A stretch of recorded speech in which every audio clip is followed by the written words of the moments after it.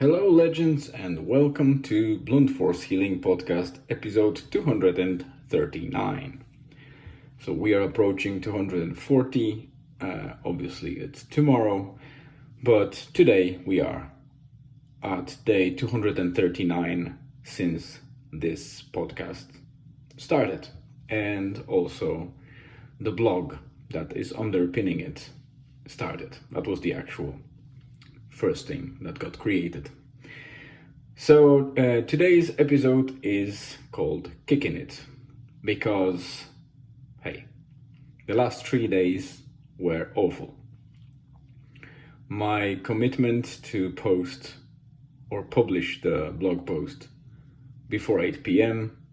was going well for a couple of days until Friday, I believe, when I slipped, and on Saturday I kept slipping, and on Sunday, which was yesterday, I managed to keep 3 days of failure intact. So yeah, regrouping and regaining momentum started today, and not only I managed to publish the blog post before 8 p.m, but I actually wrote it and published, I think, before 4 p.m. So kind of halved this hour where I should be posting. And yes, I'm happy. It wasn't without issues because obviously today is a normal work day, so I needed to find the time around lunchtime to sacrifice and write it, but that was probably the only option for me to do it right and before the required deadline that I set for myself. And I succeeded, so I'm really happy. Second positive aspect that I already wrote about yesterday is that we defeated that bloody scammer and regained access to Facebook account. Unfortunately, the means that I used to regain access are not available for most of the people in a standard way.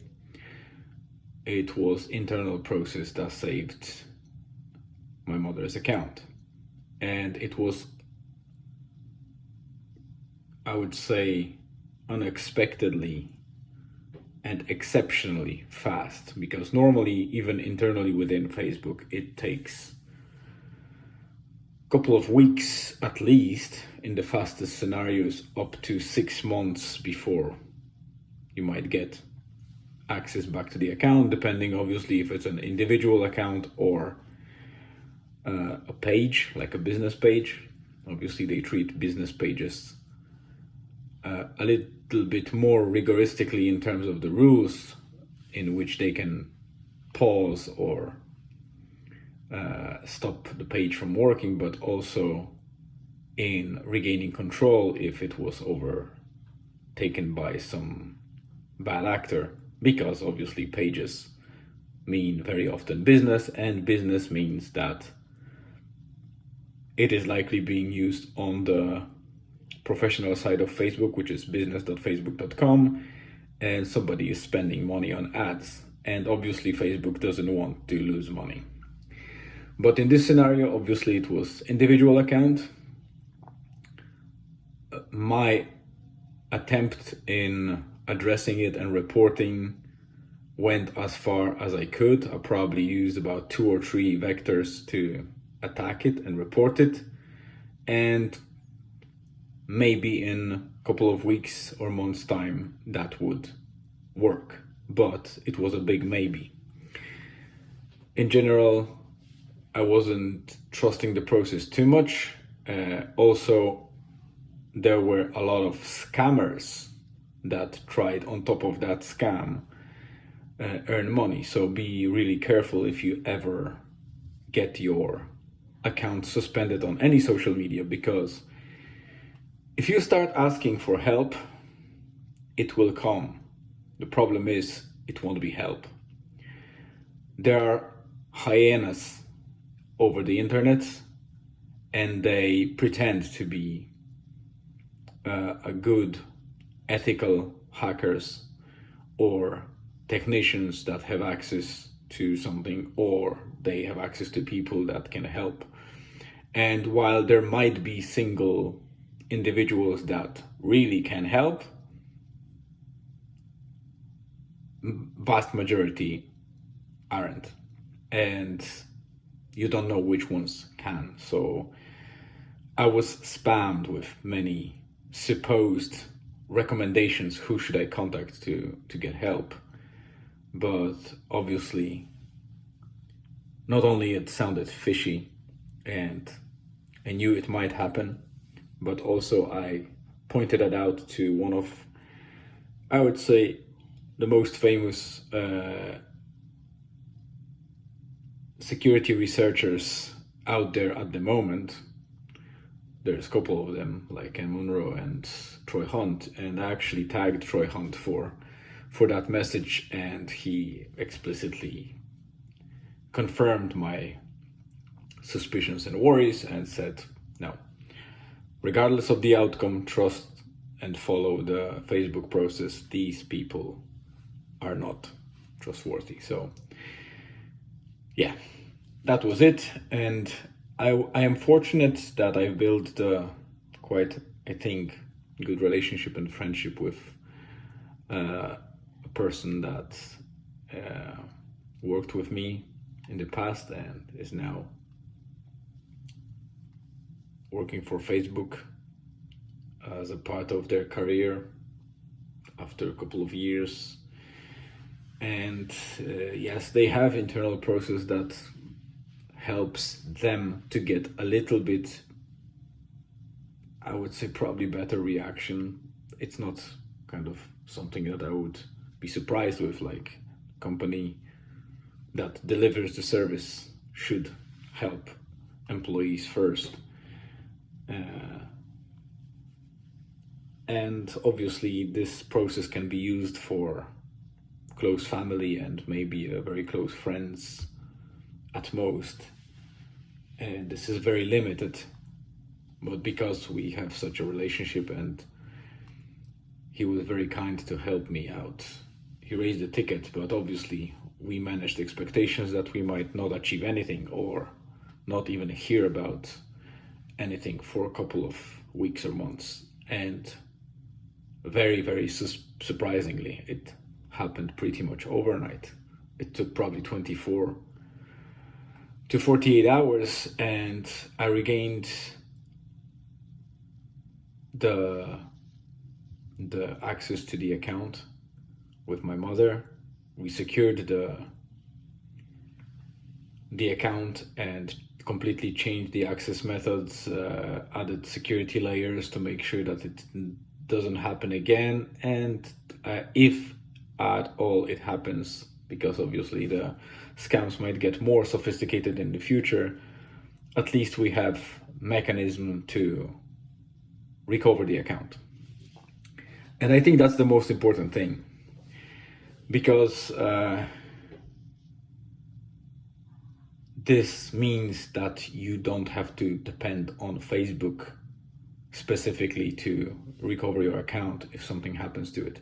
So I will be hosting a webinar probably, or YouTube live or something like that, in regards to that, to help people understand it better, how they can protect the account, how they can secure a couple of things, what they should hide from strangers and what they actually can hide from the public, what might be okay to be visible to friends, and other security settings within Facebook that might be used or should be used to minimize the possibility to get scammed, and also how to protect it and let yourself a backdoor in if you need, because somebody else takes over your account and tries to erase any other lines of recovery. There are ways to protect that. So this will be happening probably in a couple of weeks' time. I can't promise the deadline for it because it's quite busy at work at the moment. Although I don't like that word busy, because I'd rather be productive than busy, and very often it ends up being more busy than actually productive for myself or for the line of duty that I have. Yeah, so I promised last like yesterday that I will write a little bit about and tell a little bit about what happened on Sunday, because we made a trip with my mother-in-law, my wife's mother, and Julian to North Donegal again, but obviously to the new area that we wanted to explore at the same time, because we used those opportunities to actually check new places. So we actually went to Port Salon, and not exactly to the Port Salon itself, because it's a bit further north, probably 1 or 2 kilometers further north, but to the actual beach that is called by many people Port Salon Beach. But Port Salon Beach is quite small beach, technically a little bit up north, but the whole strand, that big beach that is there, and you can search it on the Google Maps, you will see it.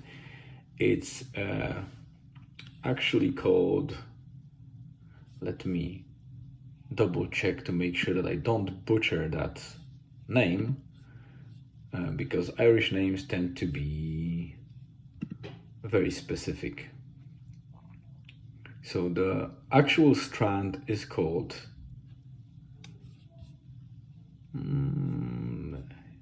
it's towards Fanad Head. So you might hear about Fanad Head if you head on to Ireland. It's one of the, I would say, touristic destination for people that are like to discover Ireland's coast and come to Donegal. We didn't go to Fanad Head and Fanad Lighthouse because it was it wasn't a good option for the, I would say, team that I had with me. Julian would be okay, but my wife and her mother, they prefer like the beaches, nice places where you can sit or walk straight like on the sand and enjoy it. I prefer also, rocky places and peaks or hills to walk or hike. So we always have a little bit of clash there, but hey, that's not a problem. So the real name of that strand is Ballymastoker Strand or beach. And it's important, I think, because first, this place is named, as far as I know, in relation to some event that happened there. There's definitely a story on one of the scenic kind of, viewing points up the hill. I think it's called Nocala Hill. You can drive up there and see an amazing views. Even from that beach, you can really appreciate the nature and the views there, because it's quite hilly and nice out there. It's North Atlantic kind of opening, and there's very little up north that you can go. It's one of the upmost parts of Ireland that you can go. So it was also a little bit cooler than in Donegal town, but it was still nice. So we went there, and obviously Julian and my mother-in-law, they went their way. he explored a little bit of rocks. She was kind of minding him a little bit and walking her pace. She likes slowly just enjoying the beach, while my wife really went straight to the long walk and wanted to explore the full strand, which turned out to be difficult because there's a little river or stream falling into the ocean just in the middle of that strand, and it creates actually an amazing kind of serpentine, or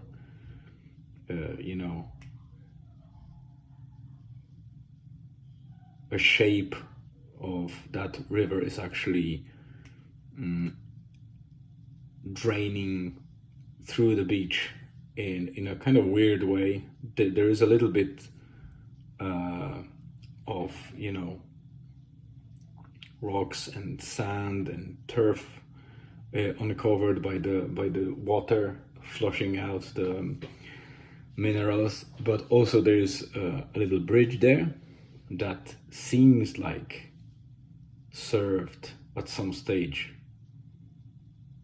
people at low tide to cross that river from one side of the beach to another, but the river changed its direction probably multiple times in the past, and the bridge was possible to enter from one side, but on the other side it was in the water, so, and in the actual river, so not much of use that bridge was. And the beach itself has amazing sand. You can see it on the picture if you go to the blog. There are tidal pools which Julian used to spend a little bit of time in the water. It was actually well heated by the sun, so he quite enjoyed it. My wife did her walk, and I must say that this place is amazing. The dunes out there are actually under protection. There's some restoration project, well, not restoration, it's actually a protective project to make sure that these dunes remain as they are. I think they have a significant value for that area. And as I mentioned, it's rocky and hilly around, and even on the horizon, you can see other parts of Ireland. And in this bay, because it's like an inlet of North Atlantic Ocean into island of Ireland, and it goes very deep into the land, and that part is even called lake, and I will tell you exactly what the name of that lake is. It's Loch Swilly, and it's not the usual lake because it's obviously an opening to the ocean, but they call it Loch Swilly. But it's a huge body of water, obviously, and there is a story at the viewing point that says that one of the ships back in the days that was kind of evading or running away from Napoleon came to that bay during a very difficult storm, and tragedy happened because this ship hit the rocks and split in half, and all of the crew fell into the water, and most of them died immediately died of the cold water before even being able to reach any part of the shore. It says that over 200 bodies have been flushed on the shore of that strand, and also the captain was barely alive, and one of the locals tried to heal him with whiskey. Kind of Irish thing, but unfortunately it didn't work. So the captain died, all the crew died, and it's a tragic spot. Not the first and not the last in Ireland that I discovered. Another one was, I think, not far from Magary. So yeah, there are a couple. Sorry, the Sligo. I think I wrote the article about that, or the blog post. It was close to Sligo, Streedak Beach. There was another, but this was the Spanish Armada. 2 ships got crushed on the rocks, and whoever survived got called by the Englishman and was executed on the spot. So nobody survived, obviously. So a lot of tragic situations happened in the past around the Irish coast because it's rocky and kind of hard to navigate, I suspect. So yeah, it's quite interesting. And the whole trip, we ended up back at home. I did the dinner, and we thoroughly enjoyed the whole out there, the whole day. And yeah, it's a nice beach with the facility of there are actually proper toilets there, like the building with the toilets. Obviously, they're not manned or maintained to the standard that you would see on probably on the gas stations, but they work and they are being cleaned every now and then, so they're perfectly operational, which is good because then people don't do a lot of, pooping in between the dunes. Dunes are protected. The facilities are there. I think Port Salon is just around the corner, so you can go there. There are some amenities there. There are even holiday homes and cottages that you can probably rent out. So, but the whole area is very scenic and amazing.